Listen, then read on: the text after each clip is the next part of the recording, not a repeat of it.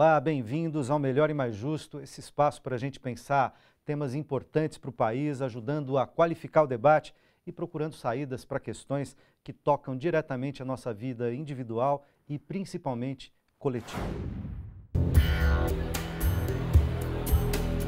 Em períodos de instabilidade econômica, o fantasma do desemprego assombra os setores produtivos. Na tentativa de preservar os postos de trabalho, uma proposta que surgiu do movimento sindical e foi adotada como medida provisória pelo governo federal no início de julho, foi regulamentada e agora está em tramitação no Congresso Nacional. É o Programa de Proteção ao Emprego, o PPE.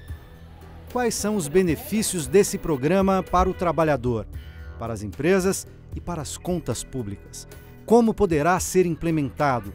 Em que medida cria novos mecanismos na luta pela preservação de direitos trabalhistas e pode alavancar a retomada do crescimento econômico? Esse é o debate que começa agora no Melhor e Mais Justo. E para falar sobre o Programa de Proteção ao Emprego, convidamos Alexandre Loloyan, economista e coordenador de análise da Pesquisa de Emprego e Desemprego da Fundação SEAD, e João Caires, secretário-geral da Confederação Nacional dos Metalúrgicos. Bem-vindos. Segundo o estudo do Conselho Federal de Economia, o Brasil deve encerrar o ano de 2015 com por volta de 1 milhão de vagas com carteira assinada a menos que no ano anterior.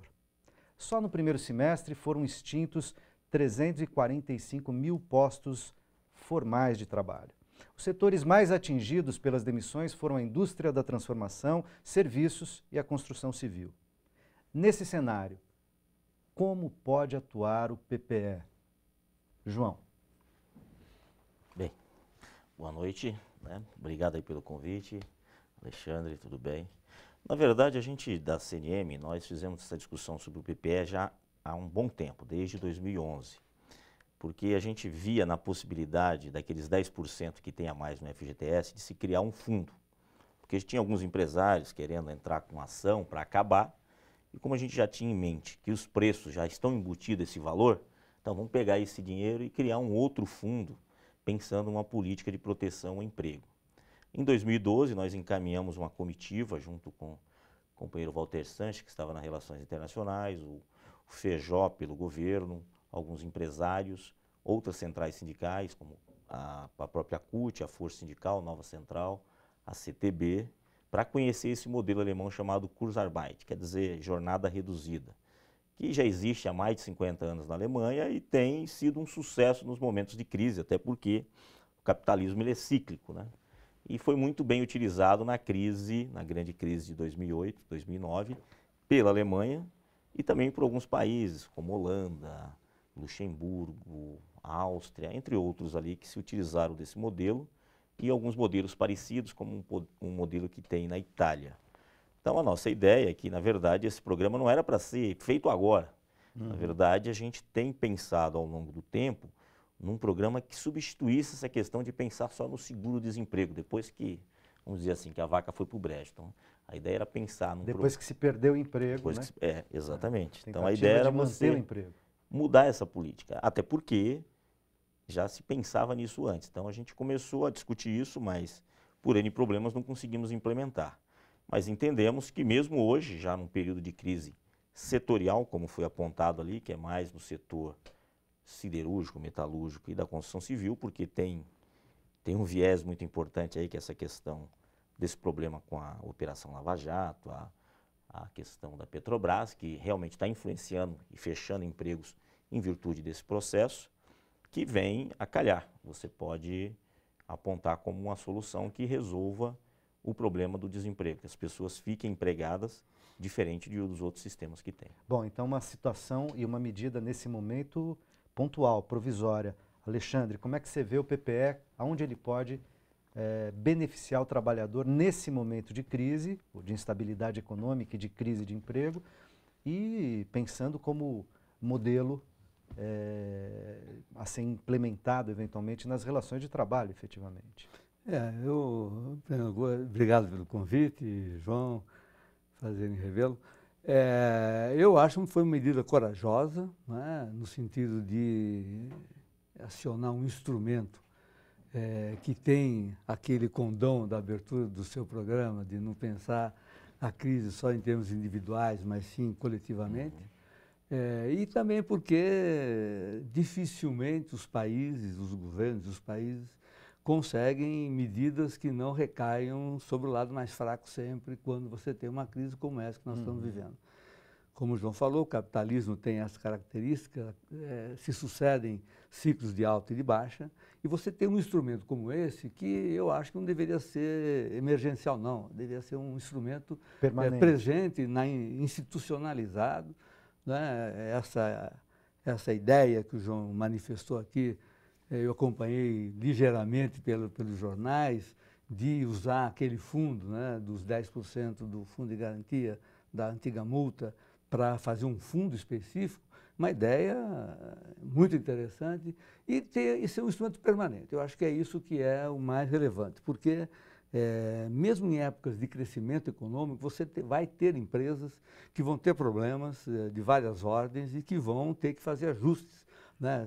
Porque se atrasou tecnologicamente, perdeu o mercado, não conseguiu se atualizar. Então, ter esse instrumento vamos dizer, é um índice de civilização que nós deveríamos ter no nosso aparato jurídico e institucional para atender essas conjunturas. João, objetivamente, como é que funciona e quais são as vantagens do PPE, se é que existem, em relação ao layoff? Então, que é um outro mecanismo, né? Não, o layoff é algo que já estava previsto desde a CLT, né? Desde 43, algo parecido com você, mas não tinha sido regulamentado. E houve um grande debate nos anos 90 da questão do layoff. O governo Cardoso quis implementar, foi muito controverso e acabaram oficializando nos finais de 99, 98, 99, eles começaram a fazer. Mas o grande problema do layoff qual é? É que eu marco a pessoa. Então, a pessoa que está de layoff, ela sai da fábrica, ela vai ficar um período fora, vai fazer uma espécie de requalificação no Senai e ela está lá fora. Aí você cria uma disputa entre quem está fora e quem está dentro. Então, muitas vezes, pela disputa individual, a pessoa que está dentro não se preocupa muito com quem está fora, aí falta um pouco de solidariedade. A questão do PPE, que a gente entende que tem que ser também uma política permanente em substituição às outras, não que a gente possa abrir mão do layoff, mas que seja uma política permanente de governo e de Estado, que geralmente todo mundo fica. Então você pega a empresa, ela coloca todos reduzem, então o sacrifício é para todos no momento de crise ou num determinado setor da empresa. Com isso você faz o quê? Que todos estejam na mesma condição, todos vão lutar para tentar sair dessa condição. E qual é a vantagem também do PPE? É que as pessoas continuam contribuindo para a Previdência, o seu fundo de garantia continua sendo depositado, então a pessoa tem todos os benefícios de estar empregado. No layoff, não. Ele deixa de estar nativa, né? E de estar nativo. E não tem aquele sentimento também que a pessoa O layoff funciona como uma espécie de licença, né? O cara está licenciado, então ele não contribui com fundo de garantia, ele não pode contar aquele tempo para aposentadoria, etc. Além de atrapalhar as férias, entre outras coisas, e aí cria um outro problema psicológico, né? O cara começa se autoavaliar, onde foi que eu errei, aquela coisa toda, e já se sente marcado pela empresa. Então, esse é um problema que cria um problema, um estresse psicológico no trabalhador. Agora, na prática, além da questão da redução da jornada de trabalho, né, o PPE propõe a redução da jornada de trabalho com uma redução não correlata, mas relativa do salário durante um determinado período. O que mais que compõe o PPE, além da questão da redução? Então, o que a gente vê como vantagem, e aí eu quero deixar bem claro assim, para o telespectador, que nós da CUT não abrimos mão da nossa luta da redução da jornada sem redução de salário. Isso é uma questão específica. A gente ainda faz a luta pela redução de 44 para 40, né? Quase conseguimos de forma escalonada, mas não houve consenso entre as centrais sindicais, que para mim foi um erro. Mas você tem o benefício da pessoa estar lá trabalhando, né? Tem a questão da empregabilidade da pessoa, ela tem seu plano de saúde. E as vantagens que tem é o seguinte, a pessoa reduziu a jornada, por exemplo, reduziu em 30%. Então, o governo vai complementar com 15%, ou seja, ele deixa de trabalhar 30% e recebe 15%. Em tese, ele tem um aumento real de salário de 15%, porque ele está trabalhando 30% menos. E uma outra vantagem, você institui na prática uma convenção que nós não temos, que é a Convenção 58 da OIT, pelo menos por um período de 16 meses. Porque se a empresa ficar 6 meses, ela pode renovar por mais 6 meses, e você tem uma estabilidade de 1/3 do período, que seria os 4 meses. Então, você tem 16 meses de estabilidade, o que não é pouca coisa, um período que é um período que você visualiza o futuro. Então, essa é uma das grandes vantagens do PPE em relação ao chamado layoff. Vamos dar um exemplo prático para ficar claro para todo mundo. Imagina que um trabalhador tem uma jornada de 44 e que ele reduza para 30, tá certo? 30 horas.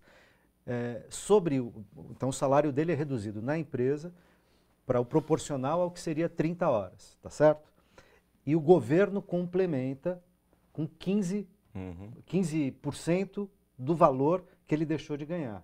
Então, ele trabalha menos, não tem a redução proporcional, porque o governo entra com complemento, e durante um período, 6 meses, prorrogáveis por mais 6, e depois com 4 meses de estabilidade além. Então, o trabalhador ganha 1 ano e 4 meses, 16 meses, como disse o João, de empregabilidade, de estabilidade no emprego, que dá para ele trabalhar com a perspectiva de futuro, se ele entender que naquele setor, que naquela indústria, que naquela empresa, as condições para manter o emprego serão ruins. Mas ele terá, portanto, um tempo para se ajustar e buscar outros postos de trabalho. É isso, objetivamente. É isso. Alexandre, entra nessa conversa. As empresas recebem bem um plano como o PPE? Ou quais empresas recebem bem? A gente a TVT fez recentemente matérias mostrando a implementação dos primeiros programas aqui no ABC, nos metalúrgicos, enfim.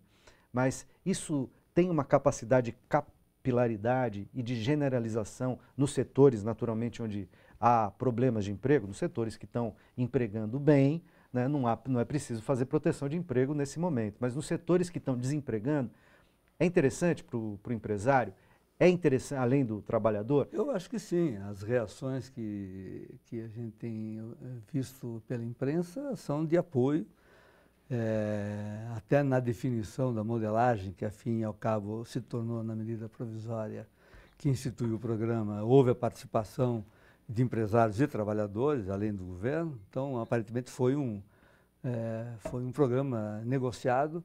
E um dado que se especulava muito na época, do início das discussões, é se ia ser específico sobre determinados setores que são possíveis de serem identificados, os que estão em pior situação, ou os que estão em menos ruim, né?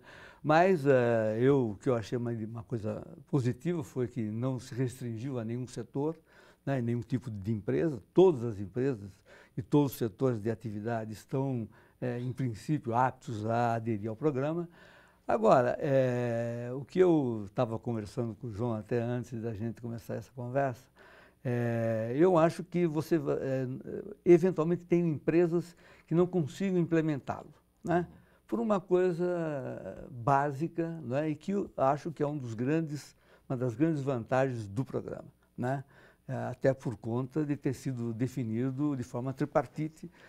Eu acho que uma das grandes virtudes é o estímulo à negociação, né? É o estímulo à negociação, ou seja, o 30% é o limite de redução, como não precisa ser de 30% da remuneração, pode ser menos. Né?